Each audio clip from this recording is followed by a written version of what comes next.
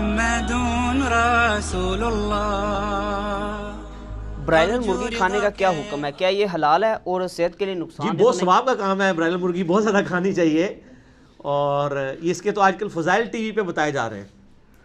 پتہ نا آپ کو پچھلے دنوں وہ سپریم کورٹ نے بھی ایک 100 موٹر لیا تھا، اس کے بعد سپریم کورٹ نے بھی کہا کہ نہیں جی بالکل پاکستان میں جو برائلر مرغی ہے وہ بالکل ٹھیک ہے۔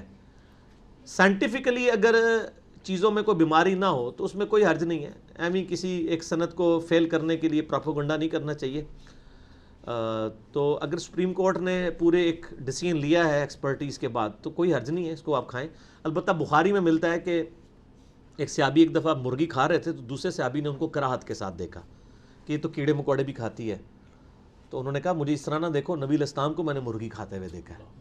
اور اگر زیادہ مسئلہ ہو تو مرغی کو ذبح کرنے سے پہلے 2-3 دن کے لیے باندھ دو تاکہ وہ اچھی چیزیں کھا لے، لیکن وہ اس دن ہی کھائے گی نا، پورا جسم تو اس کا گند بلا سے ہی بنا ہوا ہے نا۔ مرغی پہ کوئی شریعت نہیں ہوتی، کہتے ہیں وہ فیڈ فلاں چیز سے بنتی فلاں چیز سے، مسئلہ یہ ہے کہ مرغی پہ تو شریعت کوئی نہیں ہے نا۔ مرغی تو کیڑے پکوڑے گھر والی آپ کی دیسی مرغیاں بھی کھاتی ہیں، کہتے ہیں جی دیسی کھا لو ولایتی نہ کھاؤ۔ دیسی مرغیاں چھپکلیاں نہیں کھاتی، میں نے خود کتنا عرصہ پالی ہیں، کیڑے کھاتی ہیں، وہ تو ساری وہ چیزیں کھاتی ہیں جو آپ نہیں کھا سکتے، ان پہ شریعت نہ لگائیں۔ پھر ایک نیا ورژن آیا، کہتے ہیں جی یہ جو برائلر مرغی ہے نا ادھر ماں پیو کوئی نہیں ہوتا۔ اچھا یہ بیچارے ان لوگوں کو سائنس کا علم ہی نہیں ہے کہ انڈا بان ہی نہیں سکتا بغیر اس کے، یہ تھوڑی سائنس پڑھ لیں آپ۔ انڈا مرغی ہی دیتی ہے، مرغی نہیں انڈا دینا ہوتا ہے، خود سے کوئی انڈا نہیں بنا سکتا، اور اس انڈے میں سے ہی بچہ نکلتا ہے، ماں بھی ہوتا ہے پیو بھی ہوتا ہے، فکر نہ کرو تسی۔ یہ انڈا جو فرٹائل والا انڈا ہے نا، وہ یعنی جو میل اور فیمیل ہے نا مرغی کی، اس کے ملاپ سے ہی بنتا ہے، وہ ہر انڈا جو ہے وہ فرٹائل نہیں ہوتا، تو جن انڈوں میں سے چوزے نکل رہے ہیں وہ فرٹائل انڈے ہوتے ہیں، تو ماں باپ ہوتا ہے۔ آپ کو نہیں نا پتا سر، تسی نام پوچھنا ہے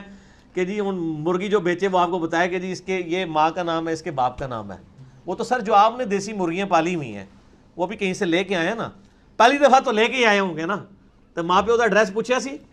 وہ مر کھپ کے ہون گے یقیناً۔ تو دنیا میں جتنے بھی جانور جاندار ہیں ماں باپ ان کے ہوتے ہیں، آپ فکر نہ کریں، ٹینشن نہ لیں، تو آپ کھائیں۔ باقی میڈیکلی چیزیں دیکھ لینی چاہیے، میڈیکلی یعنی بہت ایکسیسو نہ کھایا جائے، اور ویسے ہی جتنے لوگ فتوے دے رہے ہوتے ہیں نا سارے خود کھا رہے ہوتے ہیں، یہ آپ کو کہانیاں کرا رہے ہوتے ہیں، ٹھیک ہے نا۔ اور اس کا طریقہ یہ کہ آپ ان کو دعوت پہ بلا لیں، جو کہتا ہے نا مرغی الہام ہے یہ مطلب یہ ٹھیک نہیں ہے، اور آپ ساری دال شریفیں پکائیں، ٹھیک ہے نا جی، کدو شریف بھی بیچ میں پکا لیں، اور پھر آپ دیکھیں وہ عالم آپ کی کتنی عزت افزائی کریں گے، ٹھیک ہے نا۔ تو وہ صرف یعنی ایک مسلمانوں کو تو ایک کوئی گیم چاہیے نا، کبھی پولیو ویکسین کے خلاف بولنا شروع کر دیں گے، کبھی خسرے کی ویکسین کے خلاف بولنا شروع کر دیں گے، کبھی کچھ کر دیں گے، کبھی کچھ کر دیں گے، وہ تو آپ کو ہر بات پہ کوئی نہ کوئی نیگیٹو چیزیں مل جاتی ہیں۔ سر جو آپ دوائیاں کھا رہے ہیں نا، آپ دوائیوں کے ساتھ جو اتنا لمبی وہ جو چٹ ہوتی ہے نا اس میں جو اس کے سائیڈ ایفیکٹس پڑھ لیں تو آپ کوئی بھی دوائی نہ کھائیں، دوائی کھانا چھوڑ تو نہیں دیں گے، اس طرح تو نہیں ہوتا۔ تو اس طرح فتوے نہیں کسی کے اوپر لگانے چاہیے، ہمارے ہاں تو ہر بات کے اوپر کوئی نہ کوئی فتویٰ لگ جاتا ہے، وہ تو پھر اس طرح کے فتوے اگر ہم بنانا شروع کر دیں تو پاکستان، انڈیا، بنگلہ دیش، یہاں پہ جتنے بھی آپ نے کپڑے پہنے ہوئے ہیں یہ سود کی مشینوں کے اوپر آئے ہوئے ہیں، تو سر کپڑے اتروا دیں گے لوگوں کے، آپ سارے ننگے پھرو گے، تو سر اتنی باریکیوں میں جائیں گے؟ آپ صرف ڈائریکٹلی اس کے پابند ہیں جو آپ کے سامنے، ٹھیک ہے کھانے پینے میں ضرور احتیاط کریں، لیکن جہاں پہ جیسے باہر کے ملکوں کے اندر بھی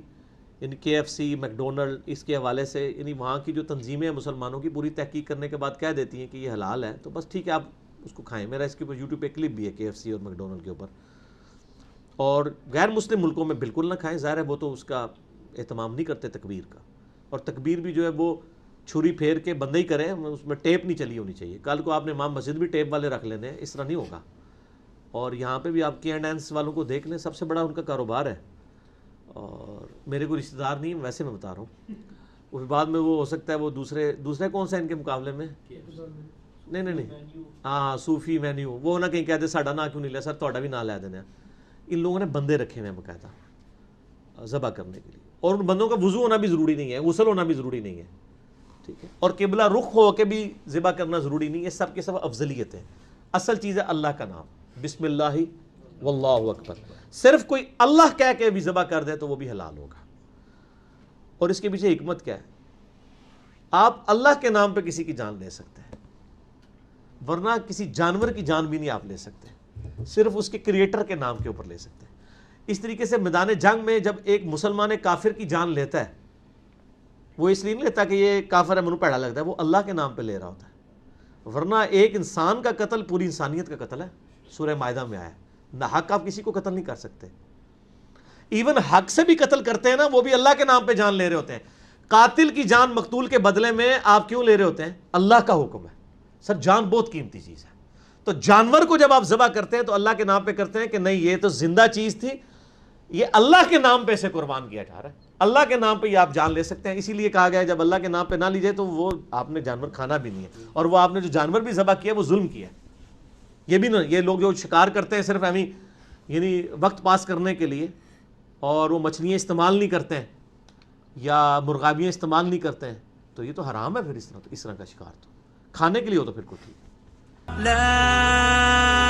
إله إلا الله محمد رسول الله محمد رسول الله